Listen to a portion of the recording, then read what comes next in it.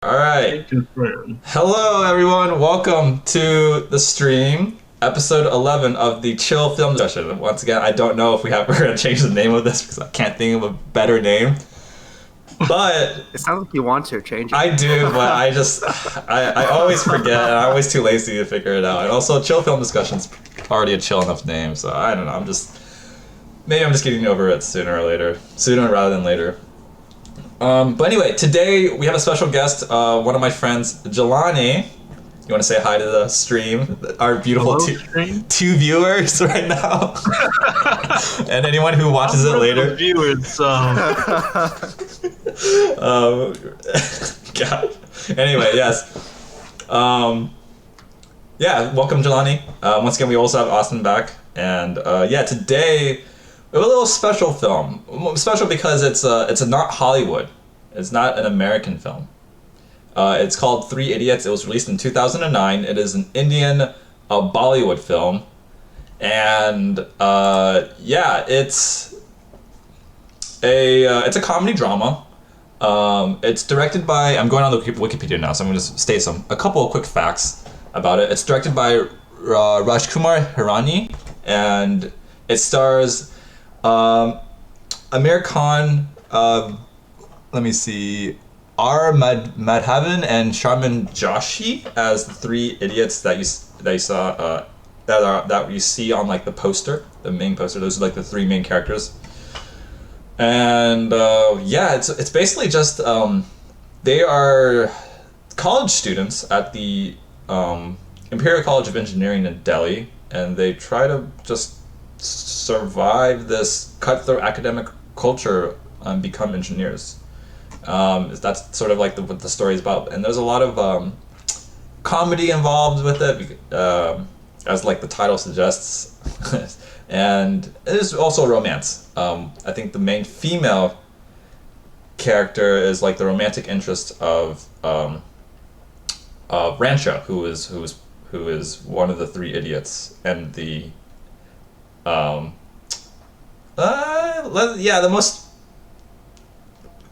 the rebel of the group, or rebel of the culture, if you will. But we can go through the characters later. Go into the characters a little bit more depth later. I want to get some of your general thoughts about the film in terms of just like what was your knee-jerk reaction after you watched it? How did you feel about it? Did you enjoy it? Did you not enjoy it? Just, let's put it down on the table. Let's put it down on the table. All right. We'll start with our guest. Jelani, do you want to go first? Yeah, I'll start it off. I really enjoyed the film. I thought it was, it was a little bit cheesy at times. It was more than a little bit cheesy at times. And like not everything was believable, but it was a really, I don't know, I felt like it was a charming story. Mm-hmm. Yeah.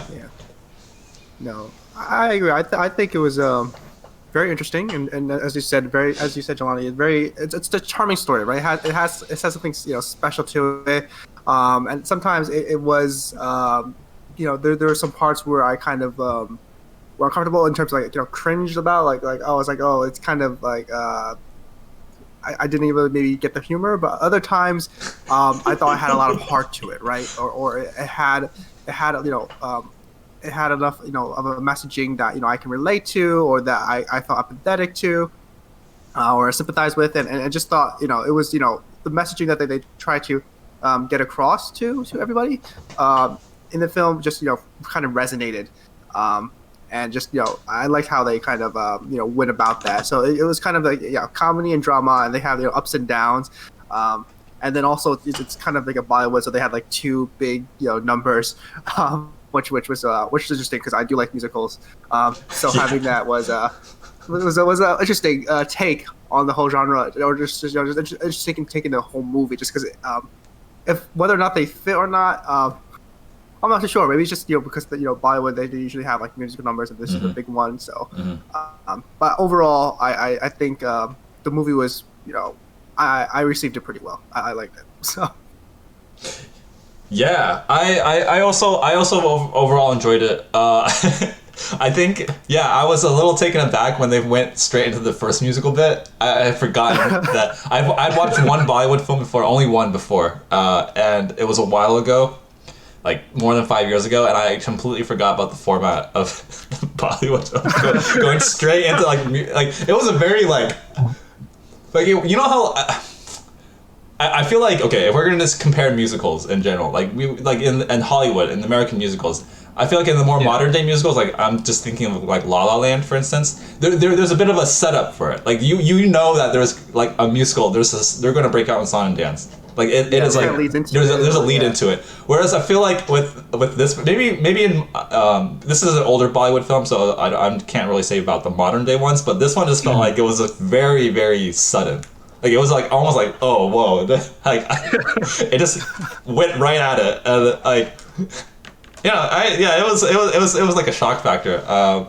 But some of the tunes they played were just like were pretty good. Like I was like I was like I was vibing with it for sure. Yeah, the first one, all as well. It was a bop, right? It was catchy, very catchy, and especially it also played at the end. I was like, oh yeah, this is.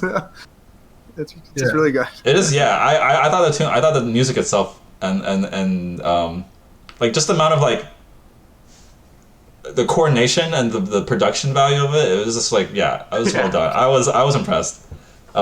Yeah. I thought the second one lasted a bit. I felt like it was also a catchy tune, but it lasted longer. Like I felt like it lasted a little bit. Like I was like, dang, this is like. Is this like supposed to be is this supposed to be like the intermission or something in the halfway point? Because I felt like it lasted a lot longer than like it could have been shortened, in my opinion. No, yeah, I completely agree. I feel the same way. I was thinking the same thing. I was like, okay, like they like went through a verse, and I was like, all right, that's pretty good. They went through another verse, like okay, I like got the message. Yeah. And they just kept going. Yeah. I was like, when is this going to end? Oh yeah, for sure. Just keep going, and it was unique, right? Because it had kind of like nonsensical words in the song, right? Yeah. I guess that kind of relayed that how emotion. It's like the passion, emotion is just beyond words. Mm-hmm. But I also concur that it did feel a bit longer than was necessary. But yeah. Okay. Yeah. Cool. I thought I was just giving out a hot take. I mean, one other thing is that also like. I just felt like it wasn't as much of a bop as All Is Well. You know what right. I mean? I agree. All Is Well is good. Yeah. Yeah, I mean, and also it was more That's like true. it felt more like more of a dance, right? There was like all these other guys in the background, kind of like vibing with them. Whereas with the other one, the second one was more about just Rancho and Pia. Pia's the girl, the main romantic interest. The main Rancho, yeah. So, yeah, I think it was more focused on them and that romance. So you got like the comedy part, and then you got a little bit of the romance part, I guess. Yeah, combined. I feel like the second part was as you said, more focused on dancing and also showing it kind of like starring the female lead, right? So it kind of showed her dancing. There's like rain and passion and all that. So it was more focused on her character, right? So it kind of show off her skills in singing and dancing, and also her beauty and whatnot, trying to get that across. So yeah, I think the first one was kind of focused more on like a theme, a story, right? And that's why we kind of resonated. And then the music was good. Well, what I also liked about these musicals, and it kind of leads into like what other musicals are about, right? Is that songs are usually a moment of passion, right? This is like when it goes beyond words, it goes into music, and that's what musicals have, right? Like every time.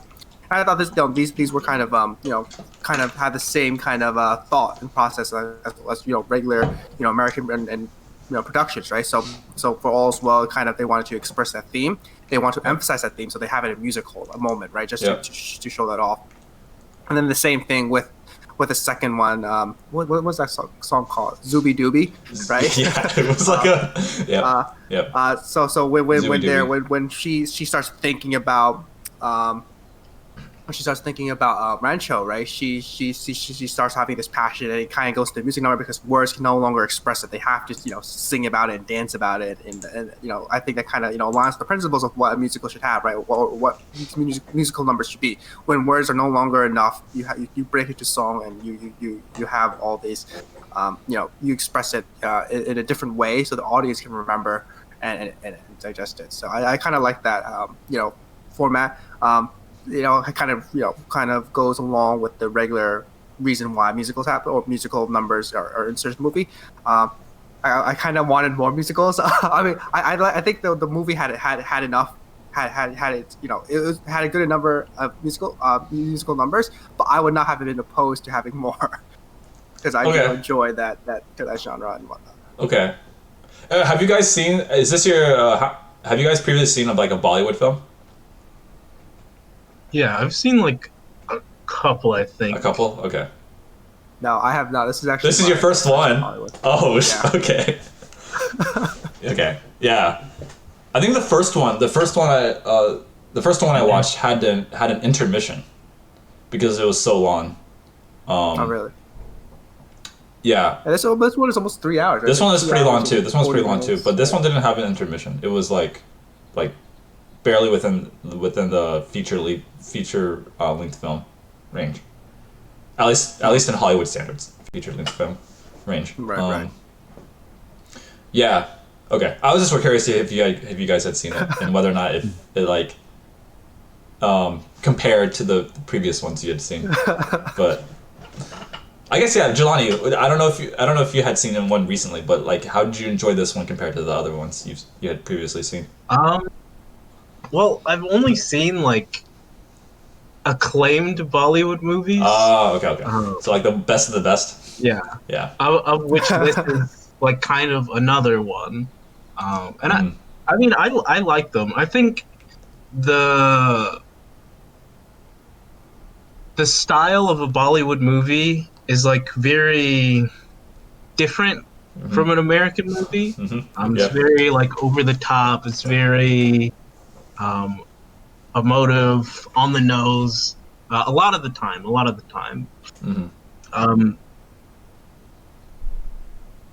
But I enjoy them a lot. Like they're like a different. They almost have like a different texture, to use like a food analogy. Yeah. Like they have a different texture. Yeah. Than an American film. Oh yeah, for sure. I completely agree with that. I think. Yeah. Okay. We're talking about more about the story and like its theme in general. Because although this is a comedy, I felt like it was there were a lot of like real themes just intermixed throughout this piece in general. And I think the transitions were always very, very like, it felt very sudden. Like, for instance, the scene where he had just fixed the helicopter, the quadcopter. Joy's quadcopter. Yeah, and he flies it around, and of course he sees what's the dude's name that's like naked or something, who's like the teacher's pet, sort of. Chatur, yeah, Chatur. And then so he's seen, and there's a bit of like, oh, everyone's laughing, and then he hovers to a different spot, and then he sees the suicide. The guy he fixed the quadcopter for, he had just hang himself. And like it gets really real, like real quick between the comedic parts and the the more dramatic parts, the serious parts. Yeah, right, dramatic parts. Yeah. So like, to me, that's a bit of it's very as someone who's like, those transitions are very sudden. They're very quick, and it's very different from like the transitions that I see more in like Hollywood than American films, because I feel like the transitions are very much like they take a little bit more time, and it's slower. It's like there's more of like a build up to this scene. So like they're adding this like tension, or adding this sort of suspense. I don't know if you will about within transitions, but this film just like the transitions were very. It just felt very like very sudden, very quick, like very shocking. I think it's just mostly just shock factor, which I think I really appreciated, especially. Yeah, in this type of film where it was mostly comedy, but you had these really, really dramatic moments that were very real, kind of, and they pointed to very like important themes, and to even like not even in Indian culture, but like culture in general in the world. I think like it's very relatable if you're like a student, like at a cutthroat environment. So like, yeah, I like the transitions were like they took me aback, but I think that's what it was meant to do. Like it was supposed to be shocking, like in some sense. I don't know if Yeah. you guys agree with that, but that's just something my 2 cents about those Yeah, scenes. yeah. I kind of think, I mean, I don't know. I feel like some of the transitions, worked well, and Mm-hmm. kind of, maybe it seems sudden, yes. Especially, well, I think the biggest examples you gave, right, when they were, it was after the musical number, All The Is music Well, all that as it kind well, of yeah, shows. yeah. It kind of was, they were riding on a high, and then it dropped down to the low of the suicide. That kind of, pushes the movie along, pushes it forward, right. So I mean, I know you didn't have much problem, you liked it, but at the same time, for me, I didn't think it was too sudden. Well, that one was too sudden, but the rest of the movie I thought had kind of good transitions to from between different arcs and different phases in the movie, and it kind of Mm-hmm. again pushes the story along. I think this one was also a push along the story and was a good transition, but it just I feel like you're right, that one was just kind of a big drop, and it kind of was kind of felt really really sudden, but the rest of the movie I felt like the way that it was edited and the way that it flowed, I thought it did pretty well, in terms of how they kind of weaved in and out throughout the whole story. Yeah. Yeah, I definitely um, enjoyed the way they weaved in and out of like the sort of dark reality of being in a hyper competitive environment, and like the inherent comedy that comes with going to an engineering school with a bunch of other guys and like having fun and like getting drunk and Mm-hmm. um, falling in love like Yeah. that. Getting last in the um, class, baby. I was kidding. like it's yeah, I would agree. It's something that I really appreciated that they didn't sort of shy away from the Yeah. realness and the reality of suicide in these environments, while still like trying not to lose the sort of comedic positive core of the movie still. Mm-hmm. Yeah, no, I kind of agree with you, Jelani. I think um, as further to your point, I never really got like whiplash, except for that after that one portion between the music number and the suicide. But this whole movie, there was I never really got whiplash. Like, oh, like this is one genre, this is the other genre. Right? I felt like, yeah, it kind of went one way. Kind of had this comedic moments, but then it kind of led into its dramatic moments in a good way. Like, oh yeah, like oh yeah, we're we're last in the class. But then it also kind of like trying to see like all what is Raju Rancho's rank, right? And just or between like every moment with Raju and his family, his father, but then it kind of weaved in. It kind of had like bits and pieces of both, and it never really went into the extremes where I got whiplash. Like, oh, what am I watching now? Is a different feel of the movie. It all kind of felt together, all put together. Like this is all part of one movie, not like two different movies, which Yeah. I think it could have happened, right? If if you're with all comedic or just with all dramatic, kind of. But I think it kind of, as we've said, like it kind of weaved it all together. And I was able to kind of tell its story in a way that I felt like this is all one interconnected movie, not just two different genres mashed Yep. together. Mm-hmm. Yeah, no, yeah, for sure. Like it was I think like yeah, I mean if you break it down to like the different arcs of the movie, I mean the first arc was basically just like I mean yeah, the exposition and then trying to like being used to the characters, getting introduced to the characters and the environment and like the school and the class in general.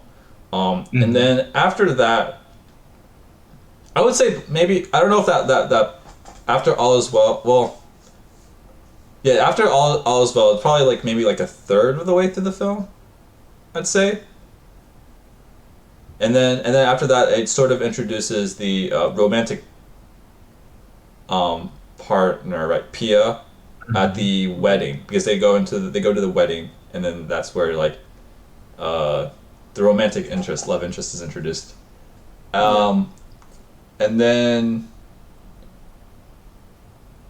after that, it's sort of, yeah. I think it still continues to go like follow the three guys throughout the school years. I guess it's all like within 4 years. Like you see from the very beginning when they move in and until they graduate, and then the last like quarter of the film is like in present day, when it's sort of like they're trying to find Rancho because he disappeared, which I want to talk about because I don't know why he just okay, a bit on the plot side, which I find just hard to believe. I can understand, but I just find it realistically hard to believe that he would, like, I know he was impersonating someone, but we find out that he was impersonating someone, which I think was really cool. I thought that plot element was actually like pretty neat. And it sort of ties in deep, like, so well with the whole like cutthroatness about everything's just about status. No one cares about the actual learning. Everyone just cares about the degree, the status. That's all. You know, I actually really like that part. That part was actually really well done. But he just disappears and just doesn't even like tell anyone. Like there's no like no like message, no text, no like even like an attempt to contact any of his previous friends and his love interest. And like, to me that just feels so like I don't quite understand. Well, yeah, I don't really quite understand from a more realistic point of view. Like I can understand it from the convenience of the plot. You know, you want to climax, you want to find this guy. He's out in the middle of like out in the wild. He's like by himself teaching these students. And it's like on this like kind of goose chase trying to find him. I think that's really nice in terms of like the plot and what we see, but in terms of like just taking it to reality, I just feel like it was not. I just couldn't really quite understand it in some sense. I mean, the only thing I could think of was that, I mean, the guy's busy. Like he did like what we found out that he was the like he was a really big figure, like 400 patents. I forget the name of the inventor. But yeah, he's basically like the it turns out that he's the guy who's going to sign the deal for Shatter in his company, and then he's like, nope, you dumb goof, we're not gonna sign the deal. So that's a nice twist. I thought it was really funny.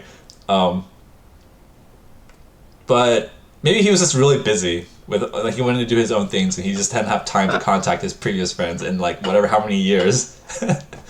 Yeah. I just thought that like there was no like strong reason other than maybe for the convenience of the plot to like have them not contact. Now I'm open to listening to you guys' thoughts about this. I wonder if you agree or disagree, because I want to hear some opinions.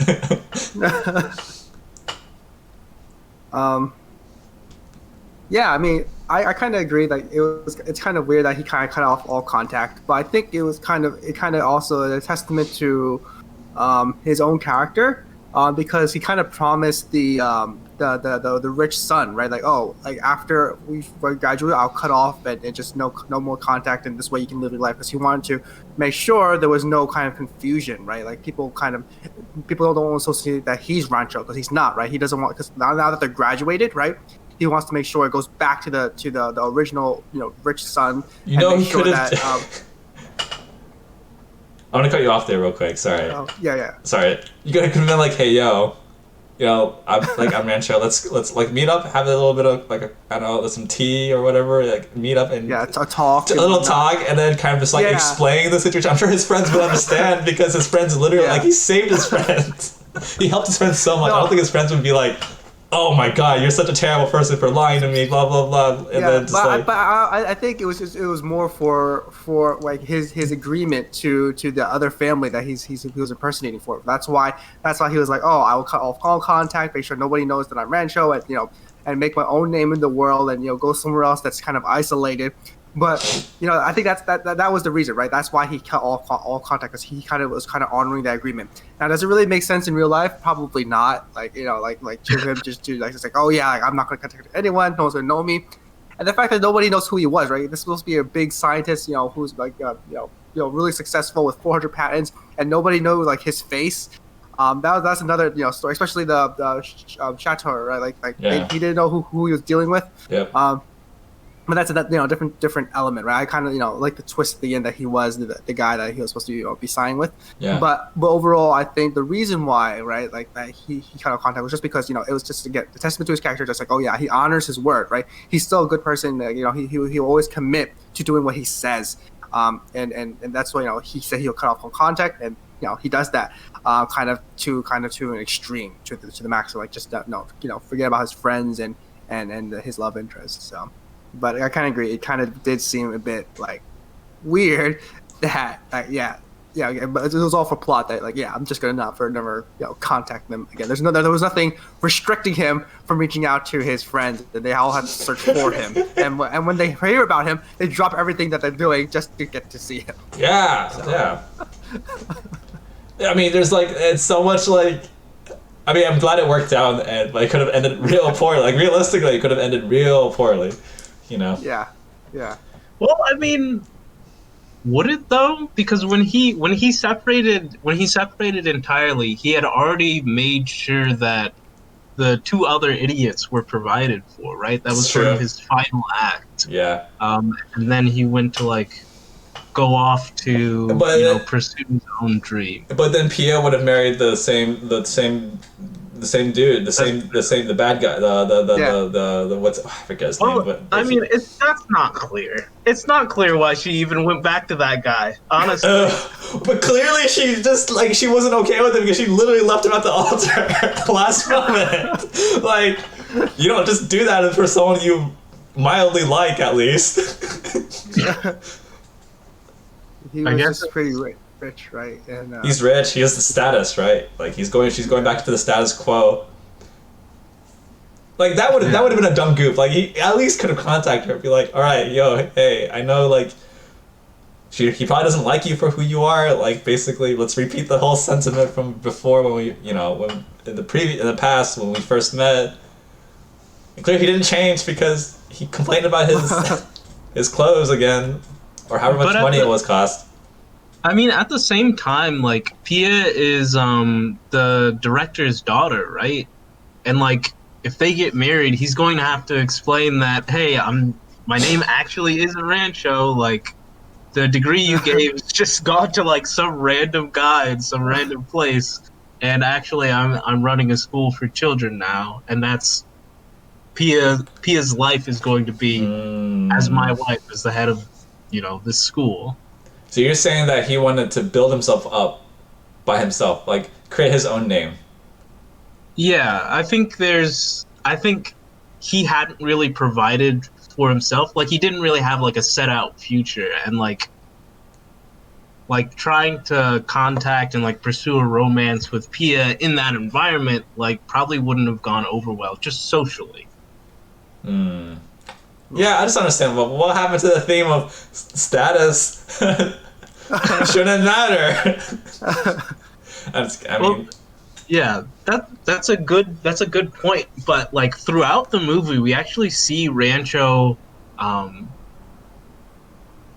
sort of be a cog in the machine, but only to achieve what he wants in the end, right? Yeah, he does it for the family. Yeah. When we see him go to ICE, go to this college, he knows that that's the best place for him to learn. If he could have learned engineering somewhere else, for free without deceiving people, he probably would have done that. But he recognizes the machine is the machine, and so if he wants to get what he wants, he has to play his part. Yep, he has to play his part. Yeah, but I can appreciate his character for sure. I really liked his character. Like, he's trying really hard to sort of like enlighten or basically provide a different perspective on the whole like education system, where it shouldn't be about memorizing or Yeah. or you know like the competitive competition, the competitives. Like it should be about the learning itself. Um, yeah, that was like yeah that was. I mean, I thought whenever there are certain scenes when he sort of demonstrated that very prominently. For instance, when he was like teaching the classroom. And he wrote down those two words that didn't exist, and everyone was just fumbling to see. Yeah, I thought that was really well done.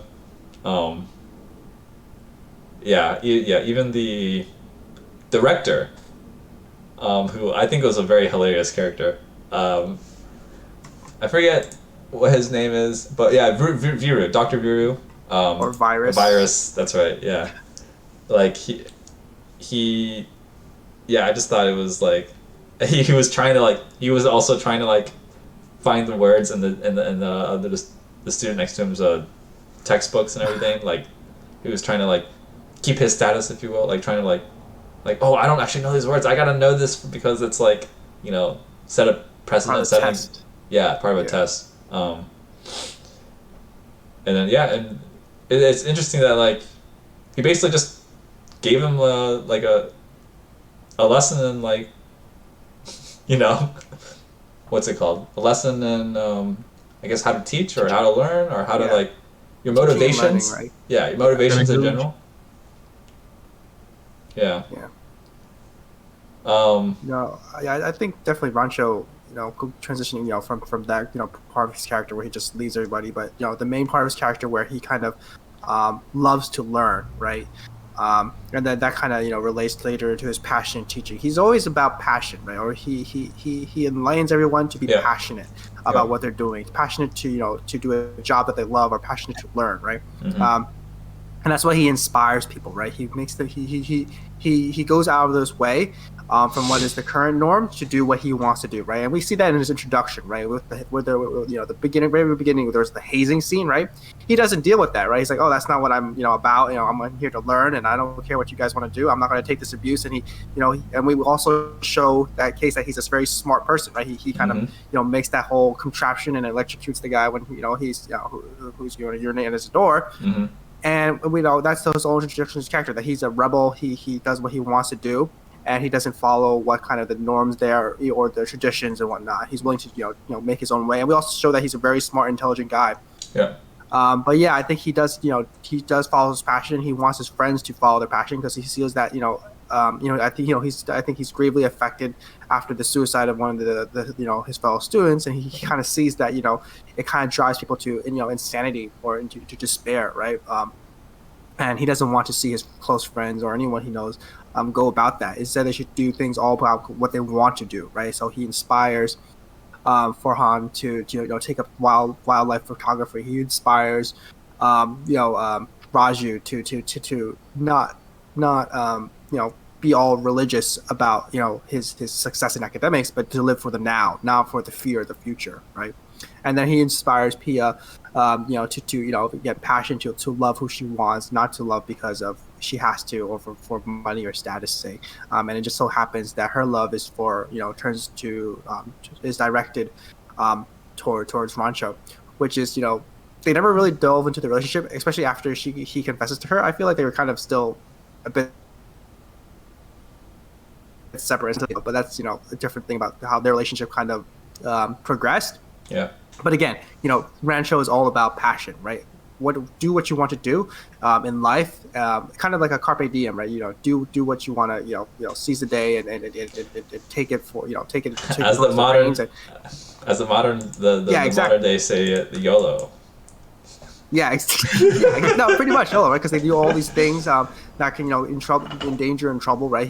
Rancho goes out of his way to help and protect his friends a lot. Right, and his friends really recognize that, right? Like, and see like how Rancho really inspires them and really pushes them out of their comfort zones, pushes them to do things that they're uncomfortable with, but at the end, they're able to reap the rewards, right? They're able to succeed and find happiness because they listened to him and because they followed what they're passionate in. They live in the now instead of living for like the fear of the future, which I think kind of dominates a lot of people.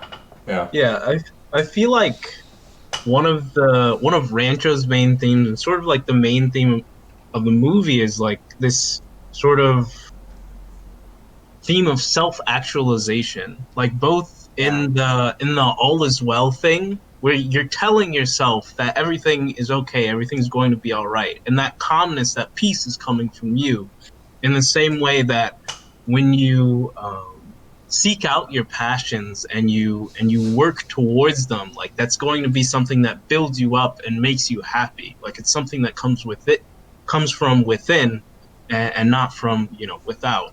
Mm-hmm.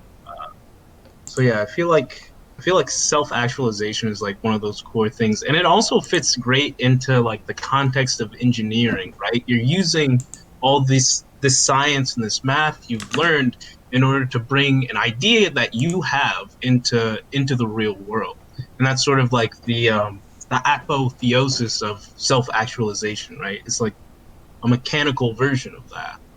Mm-hmm. Yeah, I think he does. Yeah. I think a lot of it is like, instead of having external pressure, you wanna. It has to come from like within. Rather than like from without, because like only from within will it sustain. Through thick and thin. That's true, right? Like he kind of, it's kind of like his motto too, right? He kind of says, if you do what you love, success will follow, right? Yeah. And we see that with him. He is the biggest one that kind of showcases the idea, right? He followed what he loved. He loved teaching and he loved learning. Yeah. Right. He loved expressing that, and because of that, he became a very famous inventor, scientist. And very successful, very wealthy, where he's about to sign with very big companies. Yeah. And this is kind of I think kind of in opposition is Chateau, right? Like who's only focused on the schooling, the memorization. We see how he's just very directed about the academics, doesn't really care about everything. No, doesn't really care about the passion, doesn't care what he likes. Just does what he loves. His love is just for money, and he does that. And we see him. I mean, I don't know if it kind of there was any kind of contrast to show how he's bad, but it just shows that he likes the money, and he's kind of in a subservient position to Rancho, right? Because now his success is dependent on Rancho's success. So there wasn't really anything, I feel like, but like Chateau kind of was the kind of a foil, but at the same time it doesn't feel like he was also like completely opposite of Rancho as well. But yeah, right. Rancho kind of again exemplifies that whole like do what you want, successful will then follow. You'll find happiness later once you're able to pursue what you like to do. I agree. Although there is one thing, I'm not gonna lie, like his when the exam results came out at the very end, and his friends were bottom of the class and Rancho was top of the class. If I were the friends, I would have put a sour taste in my mouth. I'd be like, this guy's preaching to live a good life, and it works for him, but for us, we completely fail. Right. I mean, not to play. I'm not a little bit, right? But then, yeah, you're right. I feel like they took it pretty well, I think. Yeah, they did. Yeah, they just like when our friends are at the bottom, we feel bad, but when they top, we even feel worse. Yeah, and that's true. I feel like they could have gone to that, but they kind of glossed it over. They're still friends, and they don't really are affected by Rancho's success. Yeah, but I feel like they probably should have been, because you're right. Like this guy's preaching and he does so well. And for us, we're trying to but kind of also relates to again their story, right? They even though he's doing what he loves and he's finding success, but they're not doing what they love, right? So that's why they're not finding success, right? Because Farhan is all about wildlife photography or more creative aspect, and he's in engineering, so he's not going to succeed because he's not he doesn't have that passion for the subject. And then the same thing for kind of Raju, right? Who's more worried about his family, his financial and economic situation. He's doing this because he needs to make money, not because he loves it. Right. And I think they're trying to kind of separate that materialistic with the your passion and so. Yeah, and I think, I mean, their friendship was really built on like, there was already scenes before that kind of established like their friendship was built more on just grades, because he basically, like, Rancho basically like helped save Raju's father when he was having like a medical accident or something, a stroke, I think. There was like a scene before that, and it was, I mean, like, if your friend's going to go out of his way to just like help you save your family member, that's already on a different level of friendship, right? So, yeah, I don't necessarily fault them for glossing that over, because I feel like their friendship was already kind of just like, they're really tight. They're a tight group, and like you said, essentially it is like the kind of like, it's eye opening. It's like, oh, why did his friends score bottom? It's because they're sort of doing it for the wrong reasons, and yeah, and the film kind of sort of like exposes that, or like they go more in depth about that toward the end. Talking about certain scenes, I wanna, there's a couple of like pretty sad scenes, other than the suicide of the student previously I mentioned. I think one of the sad scenes is when Raju attempts suicide. Basically, he's caught in between choosing to expel, like, okay, a little bit of a precursor for those who have seen it and maybe want some context. Basically, they get drunk. Raju pees on the viruses, or the director's house. Dr. Virus catches them, or basically knows that it's them, because they he sees them, right? That's why he sees Raju. He sees Raju, yeah. Raju, yeah. Yeah, and calls him to his office, and he's like, all right, you're going to be expelled, or if you admit that Rancho was with you, then he will be expelled, so you get to choose. And then, of course, Raju couldn't, like, that's a tough situation to be in, family over friends. Yeah. Family or friends, so he attempts suicide. He falls off the floor of the third floor, or whatever, whichever floor the director's office is in, and almost dies. Yeah, that scene was, it's like, I think that the transition to that scene was like, that was not expected. Like, there was more of a build up for that. It was more expected. Like, it wasn't as like sudden as like a quick,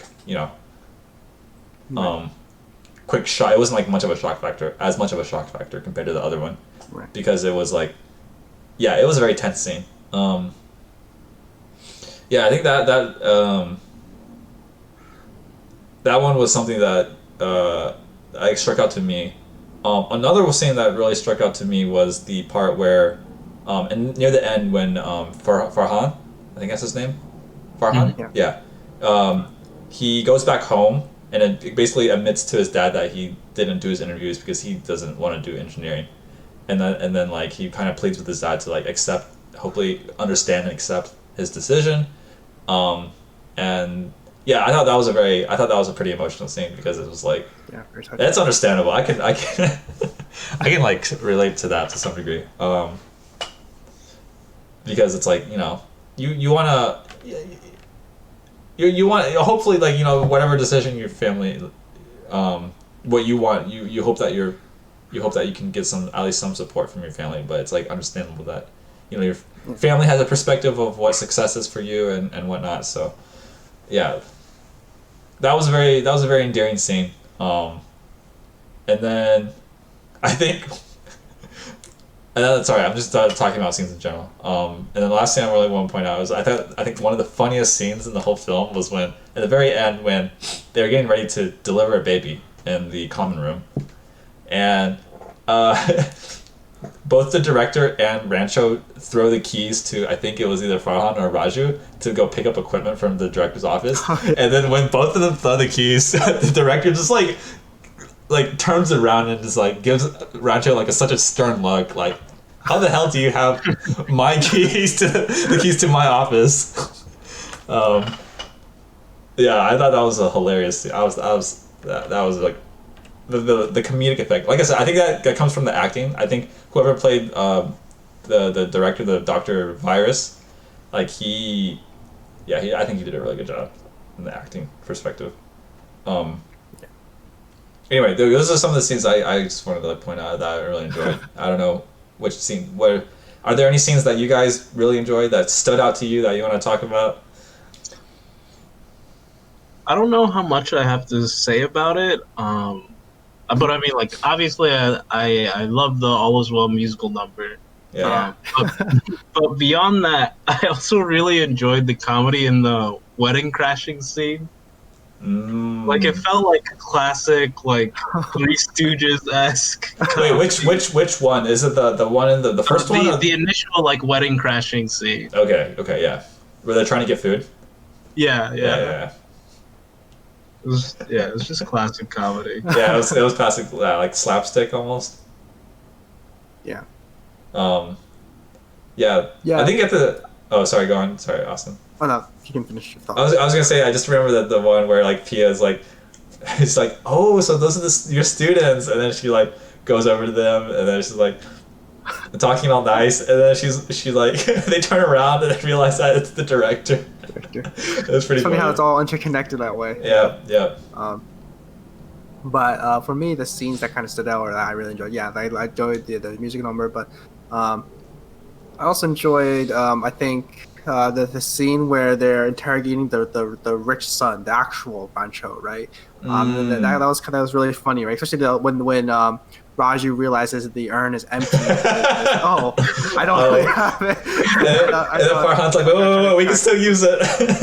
Yeah, I kind of cracked up, and there was a wordplay with Farhan's like, oh, it's empty, and then the guy's like, what? It's empty? He's like, oh no, we'll empty it down. Flush it. And I thought that was all really funny, and that kind of communicated well to me, especially different language. I find that really really funny. But yeah, I kind of also like the reveal at the end where Rancho turns out to be the inventor. I was like, oh, it kind of ties up the whole story together, right? Where like, oh, because throughout the whole film, right, we had Chater kind of saying like, oh, I'm going to sign with this big inventor, it's going to be big and whatnot, and then at the end we kind of revealed that Rancho is actually that guy that he was pursuing. And I just thought it was a nice tie-in.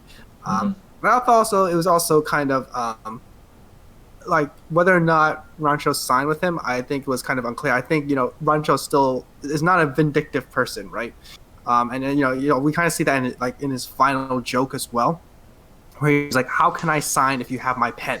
Right? So it kind of is like I don't like he may have signed, he may not, but I don't think he's out to ruin Chater and his life, right? Because he really I think it leaves it open ended, but I think it kind of just shows like he's not gonna get back at Chater, and he realizes that the Chater is now in a position, and he realizes like, oh, like I have to he does try to mollify Rancho for all the begging and whatnot. He begs and whatnot and tries to make good, but Rancho is not a guy who kind of holds grudges and whatnot. But again, a testament to his character. But I really like the ending, how they tied everything together. Yeah, that was I really like the ending piece. The parts where like even the whole reveal that Rancho was not like actually Rancho, like he was impersonating someone to get the degree. That was a really nice really twist. And it just like it just fit so thematically into the whole story. I was like, whoever thought of that storytelling bit, like, give them a raise, like the praise. I thought that was so well done. And then like the final bits, and also just like the interweaving of like so like the beginning of the film is present day, right? And then you see these two guys meet up on the top of the roof with another guy with Chater, and he like reveals what he wrote in the past, like meet here 10 years later to see who's like the most successful. Like he kind of like establishes a bet. yeah, like it, as the story progresses, you realize that's what he did. Like it interweaves between present and past. Yeah. Enough to get you in a like to make you understand like what's happening in the present. So I think that was pretty well done. Yeah. I mean, this film overall, like from storytelling, the only thing I just didn't really like, I just didn't understand why he didn't contact. Other than for plot convenience, no contact, Yeah. no contact whatsoever. That was Yeah, that's true. I think another thing, sticking point was the whole after the pregnancy, right, the birth. It was kind of corny, where the baby, we thought passed away, and then we kind of go All with is the well. catchphrase, the All whole is movie, well. all is well. Yeah. And they start chanting kind of, and then the baby finally wakes up. So I thought that was kind of corny, but it kind of ties back into the where they say all is well and the baby kicks.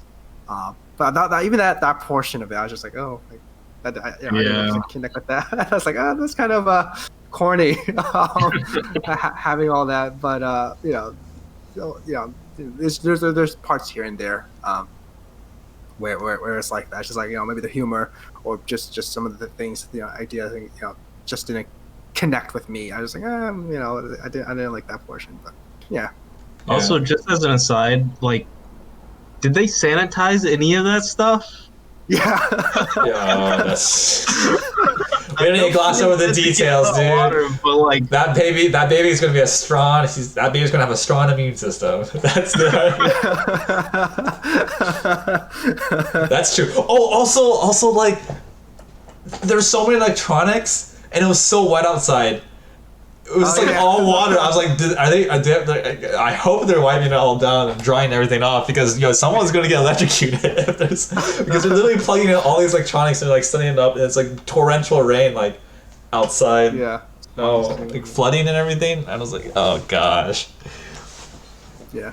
It kind of like, I was like a little bit like, oh my, bit of me was a little bit stressed out from seeing all that occur. in such a wet environment. Yeah. Yeah. True. I think the whole baby delivering scene was it was more comical. I mean, like, the whole like situation was more comical than I think more dramatic per se. Mm-hmm. Yeah. I think that was like one of the climaxes of the past. They get kicked out, and then the director is like, oh my god, we're gonna a baby, and then they all work together to deliver it, and the director is kind like, of shows the inventiveness, and then Rancho invented to help improve that he's really smart and kind of handy, right? Which kind of proves to the director that Rancho is actually more than just a bad student. He's actually is passionate and cares, and it's kind of creative, right? And he's able to make a vacuum cleaner out of his using his past invention that he kind of created, but also or the inverter, right? And able to help with the delivery. And then the director bestows him with the pen, the ultimate excellence, the one that can write in any without any in space. I actually didn't know. I didn't know that. I didn't know that as a fact. I didn't know that like regular pens didn't work. That was a fun. I've heard of that before, but I always heard that kind of the joke, like, oh yeah, the Americans, spent millions and millions of dollars writing a pen, and the Russians just used a pencil. I that joke. Yeah. But then I like the follow up where the director's like, no, the reason why we can't use a pencil is because the charcoal. Like, oh yeah, that makes sense, right? Like the charcoal bits and flies into equipment. Like, I've always heard the first half of it. I never heard the second. So when I heard it, I was like, oh, that makes sense. Like the reason why they developed a pen to use in space. And then the director kind of goes into like, you're wrong, you have mistakes, but then he realizes that there's more to life than that, right? Or there's more to Rancho than that. He says, you are excellent, you are great, and he bestows upon him this pen to show that Rancho is definitely someone who's special. And I think Rancho takes it to heart, right? Finally getting the acceptance, like, oh yeah, like somebody realizes it, because he keeps the pen, right? And when he receives the pen, he's kind of touched about what the director had done. Yeah. And I feel like that scene, like the delivery scene, really is the climactic conclusion of the conflict between Rancho and the director, or really like Rancho and the system itself, right? Like Mm-hmm. as soon as the situation like requires ingenuity and for someone to be resourceful, like Rancho is there um to save the day through his resourcefulness, through his knowledge of engineering. Yep. Whereas the director is sort of like he's you know he's paralyzed by his fear, and he doesn't really have like the resourcefulness necessary um to like fix things in that situation. Yep. It Yep. sort of like ties back to like the major themes of the movie.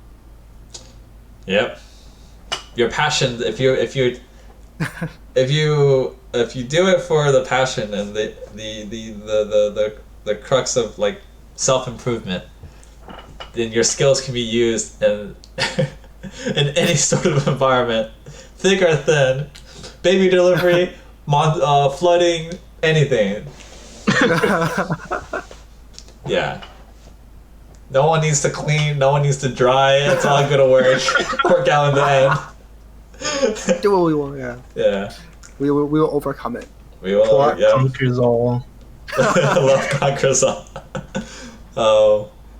I kind of also want to discuss the two other characters, right? So we discussed a lot about Rancho, right? But I also want to look into his friends, right? The three idiots, right? And I feel like his friends, they kind of open this story up, right? And we kind of see the flow, but the story is all about Rancho, right? But we kind of see all those. So I also want to discuss like their own character development, right? So we have Farhan, who is more about the creative side, and then we have Raju, and I think Raju kind of plays a bigger part because every kind of big connection or every kind of big plot point kind of revolves around Raju and his family, right? So there's the first part where Yep. his father is almost dies, and he kind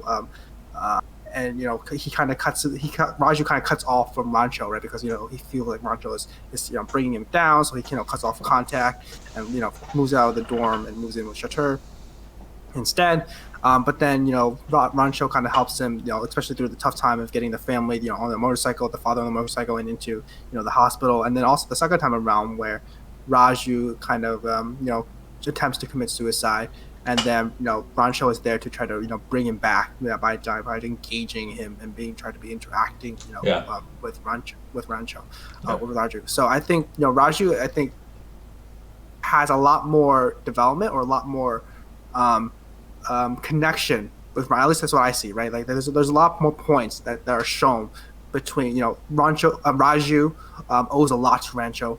Just because the way that the story portrayed it, and just because of happening in the but for Farhan, I feel like it was kind of not even a big B plot. Like it's kind of like he's kind of there.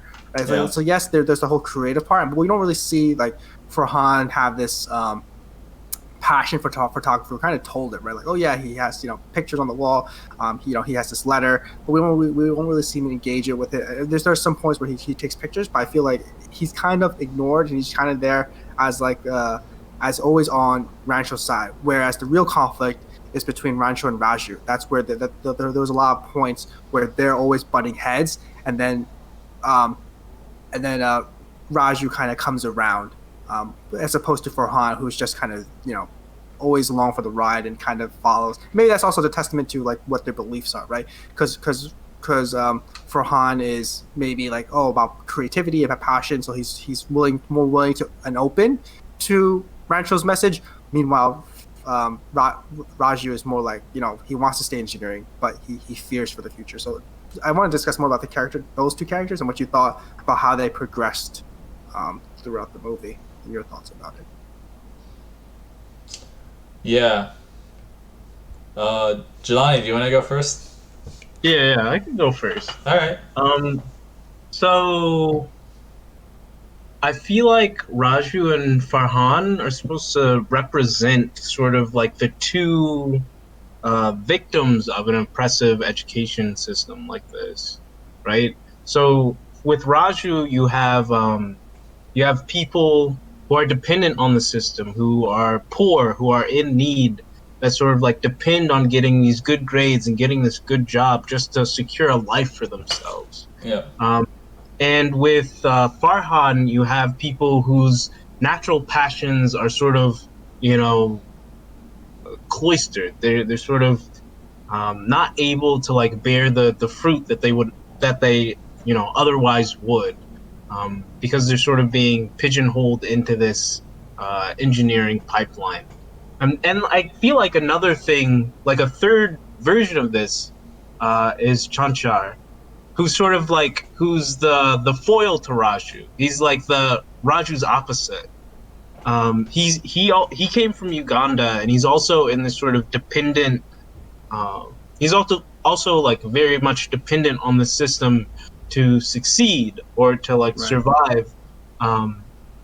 But like by graduation, he's sort of like been fully enveloped in this system, whereas Raju has become independent. He's become self-sufficient. Yeah, and so I feel like, yeah, those are my thoughts at the moment. At the moment. Well said, Jelani. Yeah, regarding the character, going back to the characters. So I think obviously, yeah, Rancho is like the rebel to the system, who sort of like symbolizes this new perspective of like trying to enjoy it from within, rather than do it for like because of society wants you to do it, or because you feel like you're pressured into doing it by this social status of things. Shatur is embodiment of the system. Like he kind of like he's working along with the system, and to be fair, like he does succeed in his own way, although maybe it's not in the best motivation or the best incentive to do so. But like, he does well for himself. He gets by. I mean, he does. He is pretty successful, right? Like, yeah. He has a pretty wife, big house, working for a big company. Right. In terms of status, like, yeah, he does. Yeah, I mean, they don't really despair him, right? Like, or disparage him, right? He kind of, is doing well, even if he hasn't followed what Rancho said. It's just right at the end where he's dependent on Rancho, where Rancho has made a bigger success. Like, yeah, you can find success, but more success, I guess, is followed by Rancho. But I don't know if they really contrasted that with Shatur and just different. It's because he still does well. Like, he's not like miserable or unhappy with his success. He's happy with his success. He's like, oh, look at me, I'm doing great.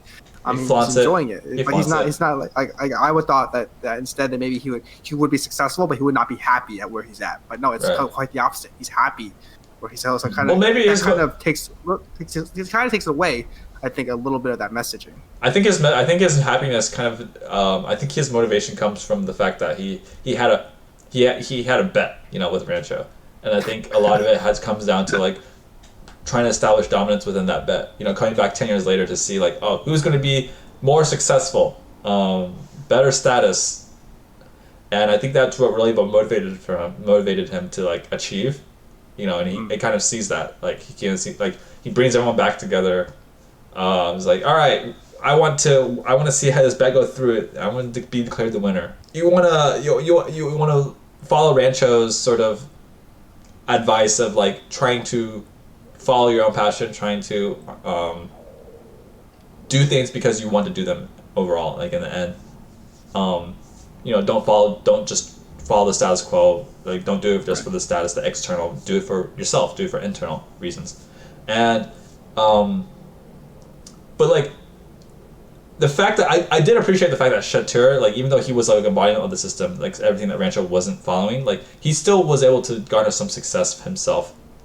Even though maybe you might disagree with his motivations, I still think that like for some people, like following the system is their way to like success, right? Like maybe they're not as like they might have like a sort of like a crisis if they try to like just move away from the system, or maybe they don't have like the resources or the knowledge or the cultural background or even the background in general to like be apart from the system, right? And I think you sort of saw a glimpse of that, as Jelani mentioned, that he was from Uganda. Like he's like almost he doesn't know Hindi that well, right? Like he kind of like Right. needed to follow something, like follow the system to sort of succeed in it, or because it was all sort of more foreign to him. And like I'm kind of glad that like the film didn't just make him into like this really depressed, upset, because like there's different ways to success, and some people may like it if given some certain motivations, and it's not like one road, like one you follow this advice and everyone's going to be successful. Like life's different, and there's different ways to like achieve what you want. Yeah. Going to Farhan and Raju, yeah, I do agree with you, Austin. Farhan was sort of like a little bit more of like an afterthought for the most part of the until the end. I think his relationship with his family in the end is what really set in stone his subplot, his journey. And then I think that sort of just he's just like he represents like the creativity part. I do wish that there was more of like that creativity part, like he was more of like participating in like pictures and like doing more photography stuff on the side, or at least showing that like to his friends. Yeah, more expressive, because it wasn't as I feel like as prominent. Right? So it's like here and there. Yeah. And it maybe happened like some important plot, but it's like I throughout the film I think they should have showed it or he should have expressed it, right? But it does really. So, but yeah, sorry, just continue. Yeah, I do agree with you on that part, Austin. And then of course Raju is the like he's doing it for family. So his pressure is more from a different side of the family. So so there's Raju and Farhan are doing it both for family. But whereas the difference between them in terms of the family motivation is that one is doing it because of the status, one of them is doing it literally because of the money. Yeah. Which is relatable. Maybe that's why they focus on Raju more, right? Because it's a lot of people. That's what a lot of people do, right? Of fear, and they want success because they have none right at the moment. They want to provide. Right. Exactly. So, I mean, I think the characters themselves are, for the most part, really well done, well fleshed out. I mean, for the most part, I really liked all of the characters and their acting. I think they all did a really good job. Yeah. The only criticism I have, I think, is what you mentioned, Austin, is like, I wish there was more with Farhan. In terms of like showcasing his passion of photography, because it really wasn't shown until like the very end. It kind of just like was glossed over. Yeah. I feel like by the end of the movie, we didn't really know that much about Farhan. We saw his books. We got his books at the end. Which has his picture, which has his face on it, right? Like, Yeah, I agree. We didn't really get much about Farhan beyond the fact that he's like friends with these two guys and like likes photography and doesn't really like engineering. Yeah. I mean, Farhan's was kind of like the narrator, but at the same time, it's just like we don't get much from him. But with these characters, right? They all kind of grow, right? Each character has growth. Each character has change, not just Farhan and Raju, but also Pia, and even the director kind of has a change in mindset as well. And I think that's all a testament to Rancho, who actually doesn't grow. I think Rancho is pretty much a steady character, right? And he doesn't change internally, but he changes the world. Right, so he changes everyone around him, which I think is also a good way to write the character. So you have someone who's almost perfect already, who's also really smart, kind of knows what he wants to do. Yeah, that's true. But it's not that he needs to grow, right? It's the world around him needs to grow, and we see that, right? So we see how he changes Farhan, we see how he changes Raju, and that's the pretty much point. Like he's the catalyst that kind of makes them, change their viewpoint and change their way of life. And even Pia, her marriage, and the director, his view set on teaching and learning. So I think that's also very interesting. Kind of like the whole idea of like how do you write Superman, right? Like Superman is perfect already. How do you write a character like that? You don't, right? You don't show him with growth or change, right? Because he's already doing pretty well. You show how he changes the world around him, and that kind of goes, with I think Wait a Rancho, minute. right? Rancho's already pretty doing well, and he changes the world. Like he's the constant, while everyone else is kind of changing and evolving instead. Yeah. Yeah, I agree. I think if you were talking about the past Superman, like maybe like the '80s Superman, the '90s Superman, I would agree with that. I think the more modern day Superman interpretations of him are kind of go over his mental state and whether or not he's like. Yeah, because he. Okay, sorry, this is an aside.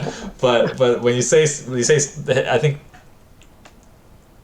I'm gonna talk about this more later. But like the conflict with Superman is more like internal, like just mental, like whether or not he wants to, because he controls himself for the good of the people or the good of the world. But he has a lot of power, and I think as he realizes that he struggles with whether or not he should use that power to his full advantage.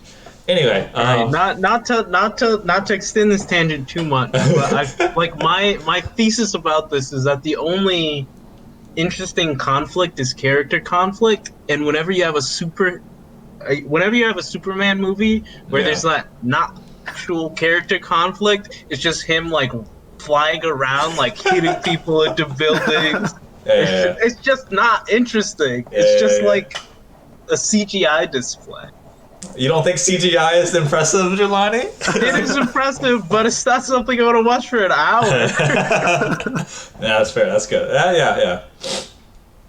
I mean, I think the overall conflict of this film, Three Idiots, is mostly just.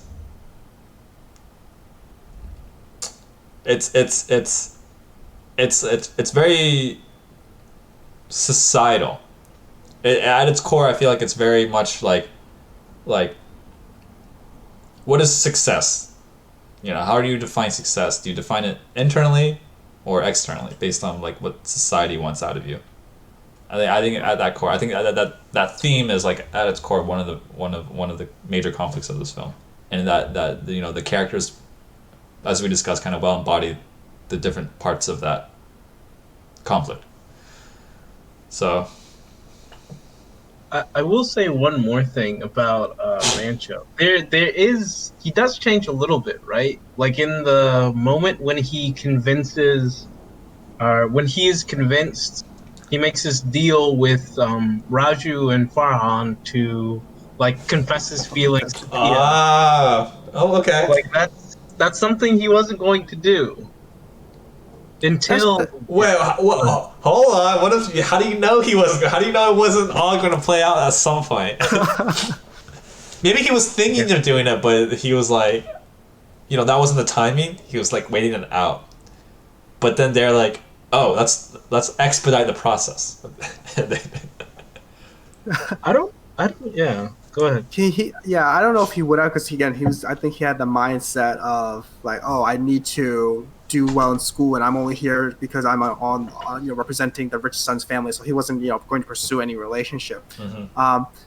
But with that point, I don't know if that really shows any like growth or change, right? Because again, the reason why he does this, right, is so he can inspire his friends to make that change, right? Because he says, oh, I will. He kind of thinks about it. It's like, oh, I can confess to them. It's really no trouble to me.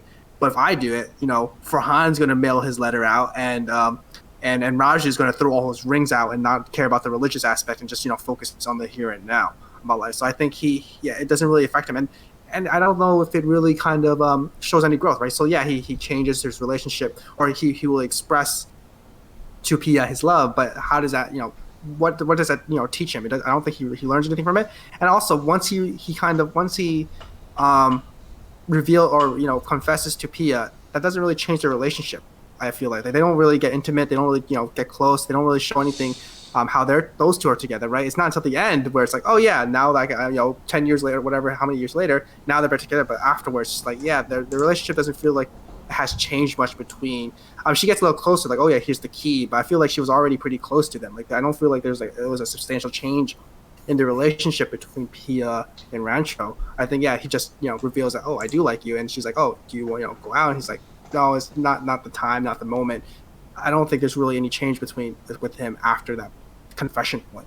I think his confession is pretty much there to spur on the other two guys to do it because they have a bet with him. I think it was a catalyst. I think it was more of a catalyst. I think he was like internalizing. He was like, wait a minute, I can use this to their advantage if I make a bet with them. I mean, it is a bit of like there could be some character change growth with Rancho, but I don't think it's as it's not significant comparatively. So the thing is, I feel like it would be I feel like it could have been a significant narrative point where he learns to be more authentic about his feelings. His feelings. No one cares about his feelings. It just didn't happen. I'm just kidding. After that, he was like, "I'm here to learn." That's right. But he was already about passion, right? Like he already was all about doing what he wants to do. There's this one blocker, right? Like about with the girl romance, right? But even after he did it, after he confessed, I feel like there was no big change in the way that he viewed Pia or the way that he technically confessed to his sister, not to Pia. So that might have been a blocker. Maybe Pia was like, "Oh," I know. Anyway, sorry. Yeah.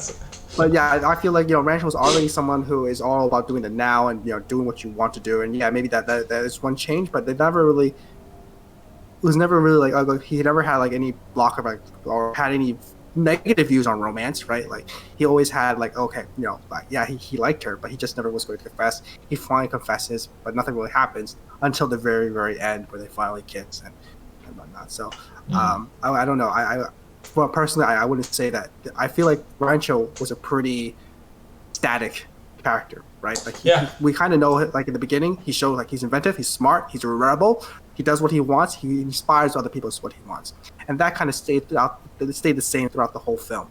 It's everyone else who changes, right? Even Pia changes for the better. So she's like, oh yeah, I was going to marry this guy for for status and wealth and money, but it kind of changes to she wants to find someone who she really, really loves.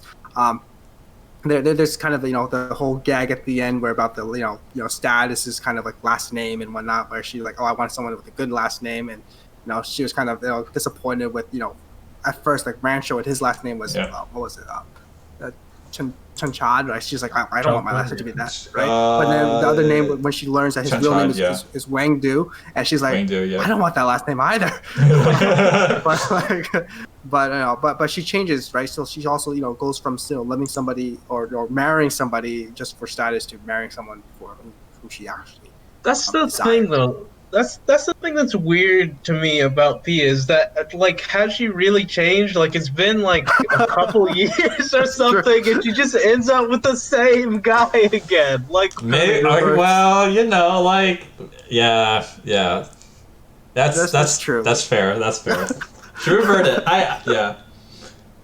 Maybe she was waiting. She was just waiting and no response, and then just because there's a lack of communication going on between Rancho and his buddies and everyone who yeah, but that's the thing. It's not like those are the only two guys in the world. Yeah. Move on. Come on. Yeah. Maybe she could have found it. But she probably had pressure. She probably had pressure from the director and everyone. There's societies. And she's probably she seems like a very forgiving. She seems like a forgiving person. She was like, maybe the guy's changed. He's changed, and then clearly, and then he starts shouting about the price. So it's pretty funny. The whole wedding scene was funny too. With Raji was standing in for the wedding. Oh yeah. And he's like, Raji, what are you doing here? It's like, I'm already married. If we do this 10 more times, I'm working on. I can't do this. And then it was revealed that he takes off the veil and is like. Yeah, and I like how he still had the sash, the little scarf or sash that was green. He just took it and wore it. Yeah, that was pretty funny. There's something else I wanted to mention. I forgot. I like how at the very beginning of the film they hinted at. There was a bit of a hint that Rancho was not Rancho. He was impersonating Rancho, and that he was telling Millimeter, "Hey, yo, you can just put on a uniform and just the go uniform. in. And that's like the reason he knew that was because he did that himself growing up. Yeah. So it kind of brought back like that sort of like, oh, that's a little bit of a teaser. I mean, at the point, like, there's no way he would have predicted it because like he's a rebel. Like he could have just did that even without. It was kind of a little foreshadowing. But it was a bit. It was a little bit. It's a hindsight foreshadowing. Like in hindsight, that was a bit of a foreshadow. He's not who he seems to be. So I like that. I did like that little aspect of that film in terms of the storytelling. But yeah, I think for the most part, the film was pretty enjoyable. The only gripe I really have of it, I mean, I guess there's two. Now that you pointed out, Austin, I wish there was more Farhan in his photography. I love that. Wish I was a bit more prominent. And then two is it just feels too plot convenient for him to just leave and not communicate with anyone. I also feel like the Zubi Dooby. Oh yeah, that song was a bit. Yeah, that song was a bit long. I agree with that. That was a long song. That was a long one. Yeah. Yeah. But overall, the film was good. I really liked it. I had a good time watching it. It was very relatable in some sense, and it got me to laugh. In others, did its job. Yeah. So we're nearing the end of this stream. Jelani, and we at the end we kind of like rate the film and sort of discuss what we like and don't like and see how we can improve it if we didn't like certain aspects of it. So we're gonna ask you to rate it. If you don't want to rate it, that's perfectly fine. We're not gonna force you to rate it. I have to rate it first. Whoa, slow down there, slow down. I'm gonna. Here's the rating system. I'm gonna disclose the rating system to you, so that way we're all standardized. All right, it's out of 10. So, but I'm gonna break it down in groups of 2. So it's essentially like more or less out of 5. But if you, depending how you feel, you get a plus or minus 1 leeway. So all right, 1 to 2 stars. 1 to 2 is essentially like there's nothing redeemable about this film, or we'll include 0 into that, I guess. But like for the most part, 1 to 2 is like there's literally nothing redeemable about this film. Like you literally watched it, and you thought you wasted your time. There's nothing you got out of it. You would not recommend this film to anyone. Like it's just a waste of time, waste of resources, waste of space. Like there's just like nothing redeemable about it. 3 to 4 is that. There's aspects of it that could be improved. Like there's redeemable, there's redemption. Like if they had like switched the ordering of how the story was told, like there's big obvious changes that could improve it. It's redeemable to some degree. Like you see potential in it. It's a 3 or 4, but for the most part, you still didn't enjoy it. You still thought you wasted your time watching it. But yeah, at least you got something. You got like how to make films better out of it. Like 1 or 2 is literally like you don't even know how to make this film, like just literally like just in like yeah. 5 to 6 is like this is a film that you would say that you feel like you didn't waste your time watching, like you actually did. You didn't necessarily enjoy, but it wasn't like you didn't hate it, but you didn't like really like it. It's like average. You wouldn't necessarily recommend it to like everyone per se, or like to just a big part of the population, but it's something that like maybe you might recommend to a specific niche. Like you could see if there's like a maybe like a specific niche that a group of people that would really appreciate it or like it. Yeah, and of course there's like parts that could be improved, but yeah, you didn't hate it. It's just average.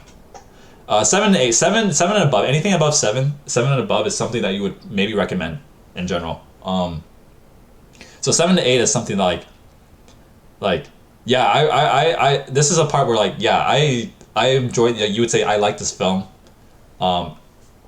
There's still flaws to it. Like there's still like maybe like obvious flaws that you think that could be improved, but like for the most part, this is the part where this is the part where you can confidently say that you would recommend it to like a more general audience. That's the biggest difference between 7 to 8 and 5 and 6. And then 9 and 10 is like 9 and 10 is basically like in your mind it's like for what it was trying to do, it was like at its full potential. Like essentially there's like very minimal flaws. Like it's not perfect, but I don't necessarily, from in my perspective, I don't think there's a perfect film, but it's something where like you basically couldn't improve it yourself. Like there's nothing obvious that you could improve it yourself to do, for what it was meant to do. Like for instance, like depending on this genre, like if it was a comedy, it was meant to like produce some laughs. Drama produced like perspective. Horror produced fear. All that stuff. Like for what it's trying to do, it did it as well as it could, and there's nothing that you could improve on it yourself. So that's like 9/10. And then there's also, well, at least before, we had like 0.5s in there as well, in between Oh yeah. Yeah. ranks. I'd probably put this at like about like an 8, maybe an 8.5, 8.3. Oh, Like, wow, I we're liked good. it. Okay, all right. I liked it. I feel like there are things that could be improved, like with the pacing, with the characterization that we've talked about. I feel like the tone switches could have been handled like a little bit more deftly. Like having Joy like commit suicide. That's like a really stark emotional moment. But I feel like basically immediately after that we go into like this funeral scene where it's like raining, sort of like your stereotypical like funeral scene, and Rancho's like, and this was a murder, and that just feels it feels a little bit, I don't know, it just doesn't feel like, I don't know, I don't want to use the word cheap, but it feels like it cheapens the moment a little bit. Because it's like a serious thing, and it's dealt with like a serious thing to the people who see it, and like within the story. But somehow, like the gravity doesn't come through in the script, in the dialogue. Right. Okay. Yeah, I can see that. Yeah. And the second. That musical number was like Really? Too long. Okay, yeah. So you didn't. Okay. So were those the two things that you'd say you would improve on? I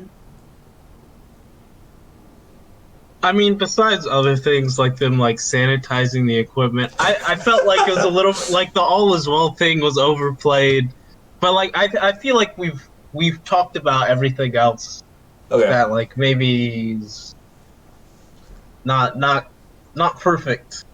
Yeah. Yeah. All right, Austin, you're up.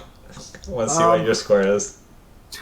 So, I think they're. I mean, it was definitely a good movie, right? I did enjoy it for what it was worth, right? I love the messaging and theme. It has like a lot of drama moments. I think that's what really connected to me, right?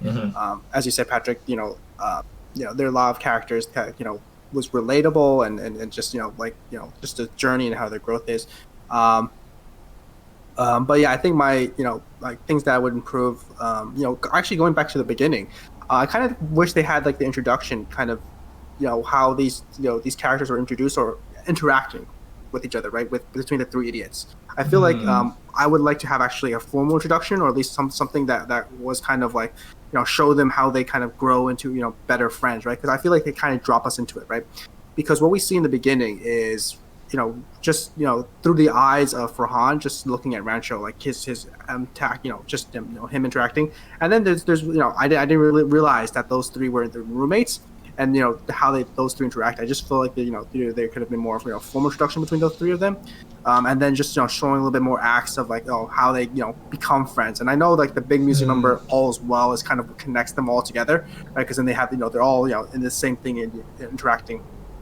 But even just a precursor to that, I feel like we could have maybe show some standoffish or just just show a little bit more interaction between the three before we lead into that music number. And that's just me personally, because I feel like we were dropped into this relationship. It's not until All Is Well, the song, that we finally realize that all these three people are connected to each other. Before, I felt like they were kind of separate, and they didn't really interact much. It was more kind of Farhan speaking to us, just like talking about who this Rancho guy is, not with interacting with him. It's not until All Is Well, where they we find them all together, and they're all kind of going through the college life as the Three Musketeers as they are. So I feel like they could have done a better introduction between the three of the relationship, the star of the relationship at least.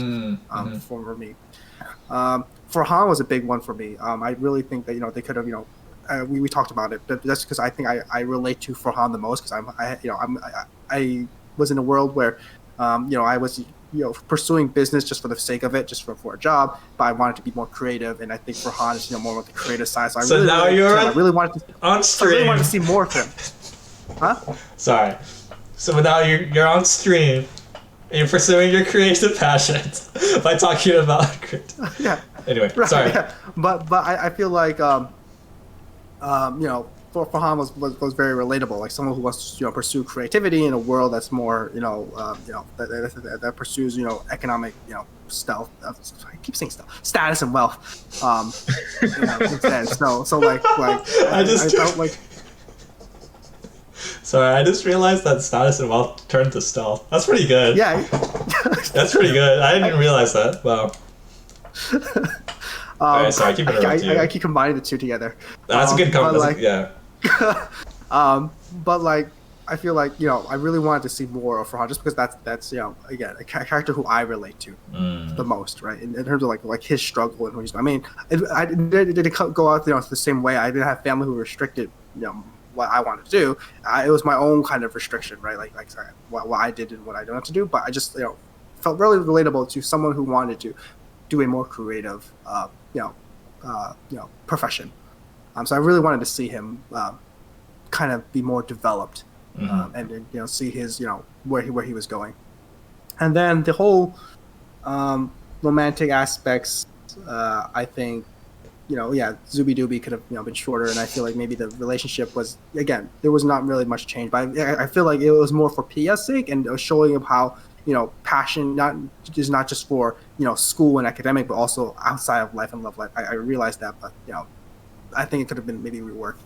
And then the ending as well with again what you said, Patrick. I think like him cutting off that was kind of strange. I feel like I feel like it added, there was a story element to it, right, where he wanted to cut people off because he was representing the rich son, and he said like it was but it is kind of weird that he did that without kind of where in a modern day world you can kind of get around with it, right? You don't have to like cut all contact.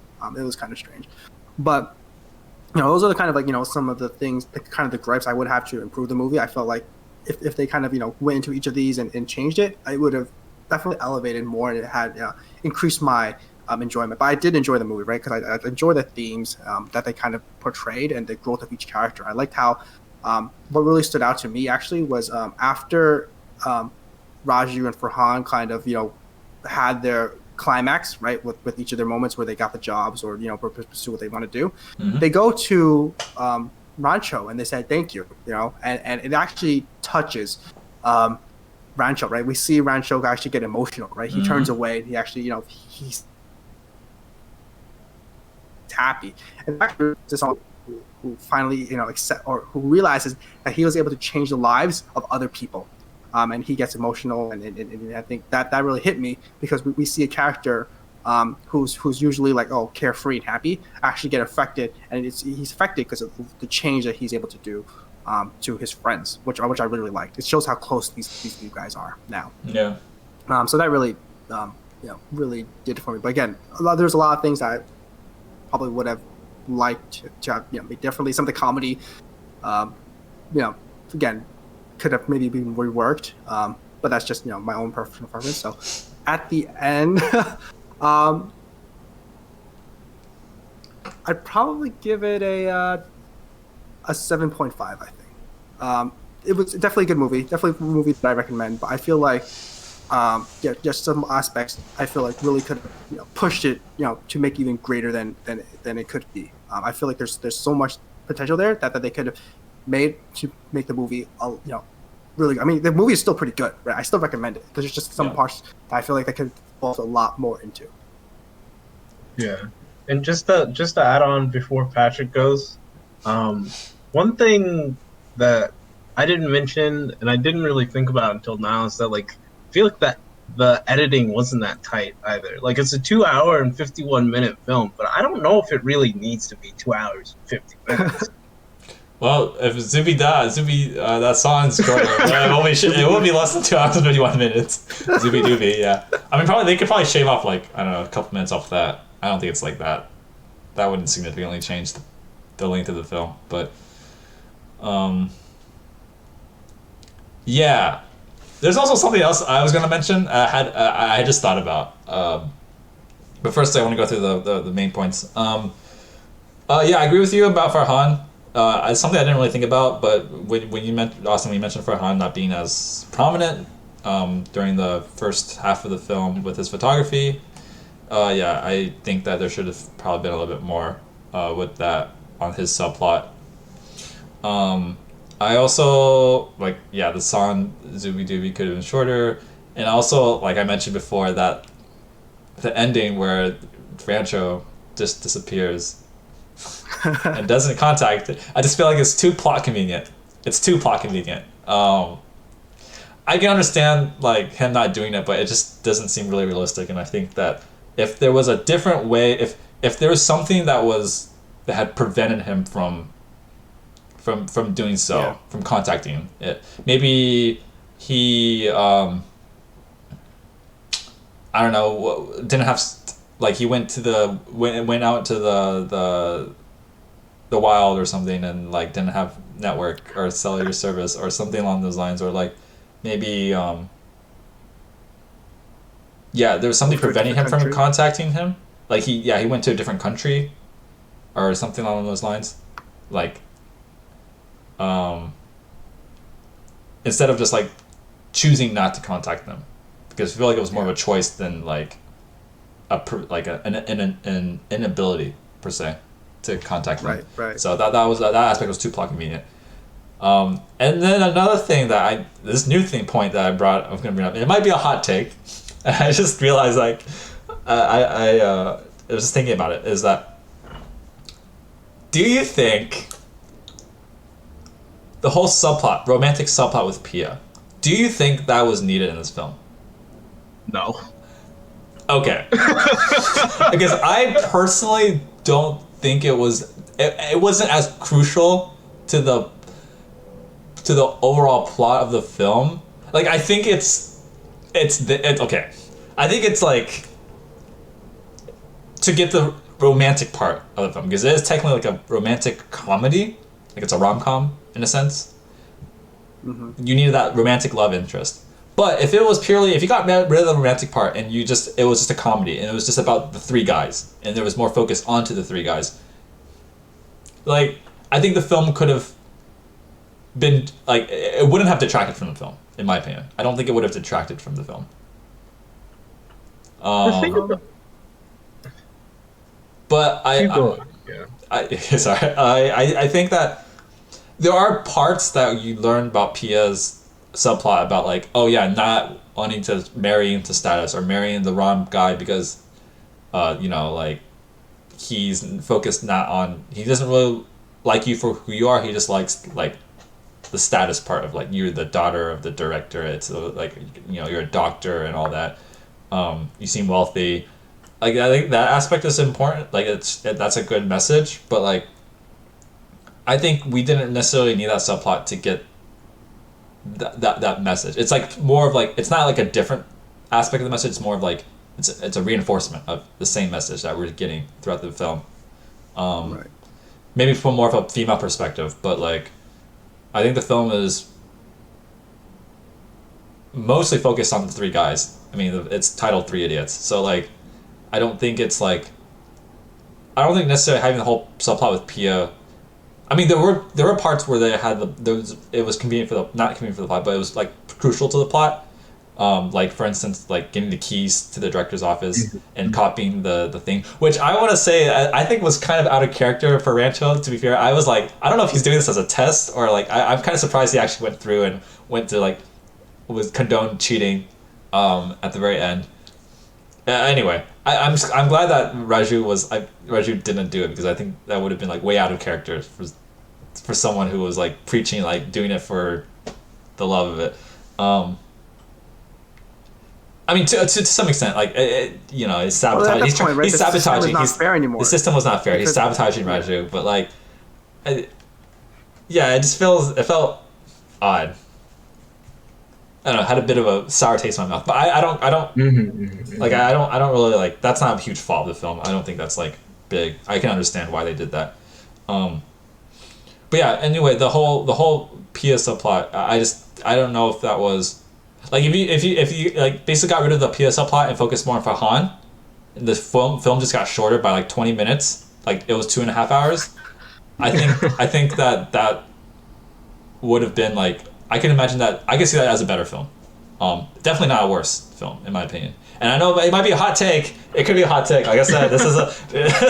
I want to get your opinion on this because this is something I just realized, and I was thinking about it as we were discussing it.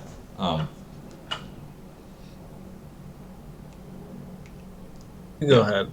Okay. So I think was it needed?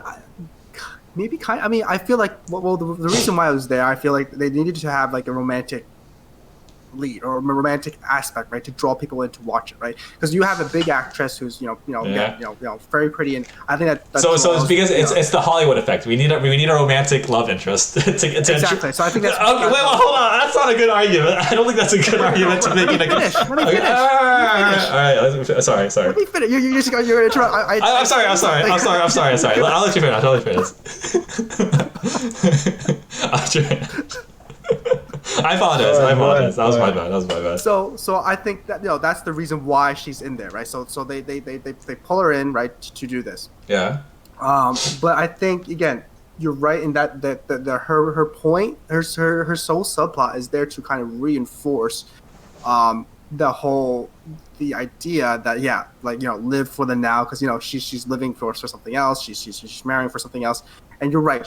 Her whole subplot is kind of a reinforcement of what we already know, or what we're already being told through the other, three idiots. I think it does, again, it's kind of, they try to rope her in, again, for that kind of Hollywood effect of, we want to have a romantic lead, we want to show it. Yeah. But at the same time, I think they do well with that, right? At least they tie it in into the whole, into the whole story in terms of she's different, or she's not, she's there because they rope in a female lead, and they tie her theme to the whole idea of living for the moment. But I do think it could have been handled better. I think they could have changed it, or made it a little bit more that subplot engaging, or a little bit more more original, because it kind of felt trite in terms of this is kind of a story that we kind of know about, a girl who falls in love with a different, or a girl who's supposed to marry someone else who she doesn't love, and now we have this kind of a prince who opens her eyes. Yeah. So I feel like it could have been. I would not have minded if they added a female, this romantic subplot, but I feel like they should have improved, or changed the way that this relationship evolved and grow. And I think that's kind of what I kind of stated, where even with Rancho, he confesses her the relationship doesn't change. It's kind of like an afterthought, right? This whole relationship's an afterthought. With this, I think this movie could have, it needed Pia in that, she was, connection to the father, which was, I thought, really, really funny. We needed her to. Yeah. We need a connection to the family, so the pregnancy, and we can show the invent. I mean, there could have been a different way, but in this movie, right, the whole pregnancy, right, the childbirth shows, again, was the climax of the whole movie, where we see that, Rancho's inventiveness, right. We see how, even after being kicked out, he's still willing to do the right thing. So I think it was a big character moment, and we needed that connection with the family, and the connection with the family was through Pia. But I think it could have been handled better, or handled in a different way, like having either maybe Pia being more idealistic, of of finding someone who she really wants to love, who's maybe status and richness, or someone maybe not tied down to somebody, but maybe her being or maybe her being kind of depressed, like, oh, I can't find anybody, or it's just something where she is affected by the future, but not tied down. So something, maybe it doesn't even have to be her love life. It could have been a different element too, right? So it doesn't have to be a romantic aspect that she's going. But it could have been like maybe she's also in a world where, you know, she does something, you know, she's doing something for a different gender role, right? So she's pursuing a more, you know, female traditional, or what is viewed as female traditional, and then she, you know, wants to do something that's more kind of like male dominated, and then, you know, Rancho comes and, you know, inspires her, and then they fall. I think that would have been a little bit more inspiring, or a little bit better, in terms of if we had to introduce a romantic lead.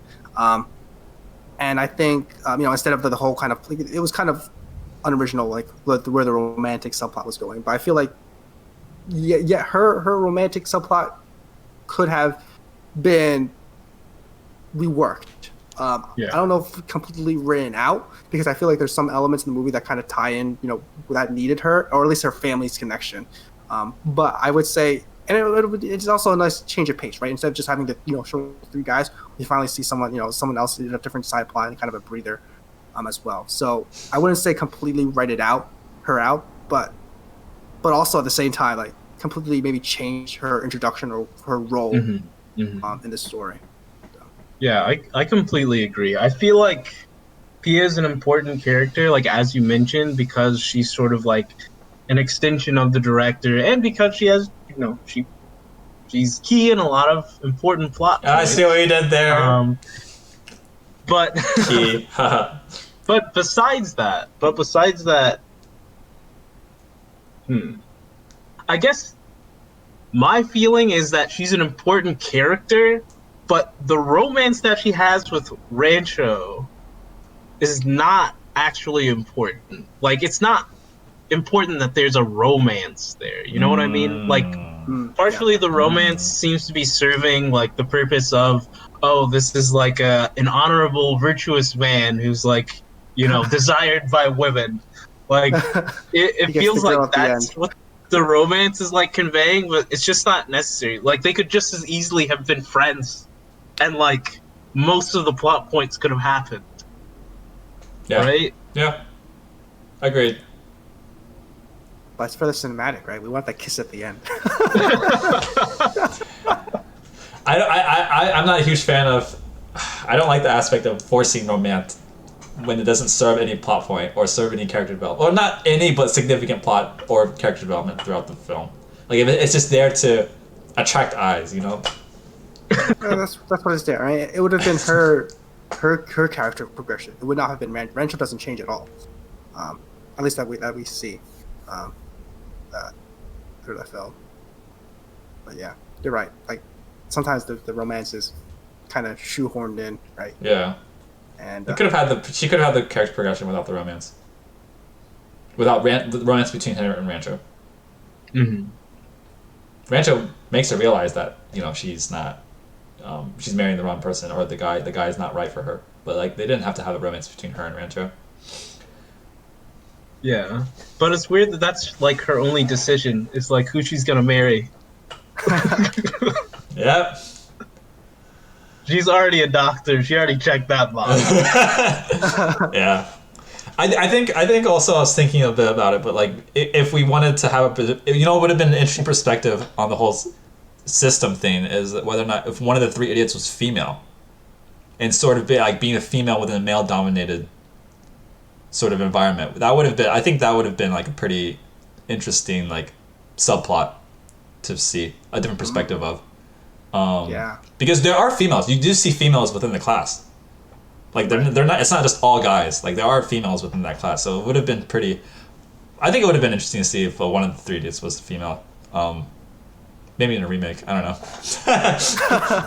but yeah, I think that would have also served a really interesting subplot point, because that would have been also like that would have been a whole like we're talking about society and everything and culture, and that would have been a different perspective and prominent aspect of like conflict just by itself.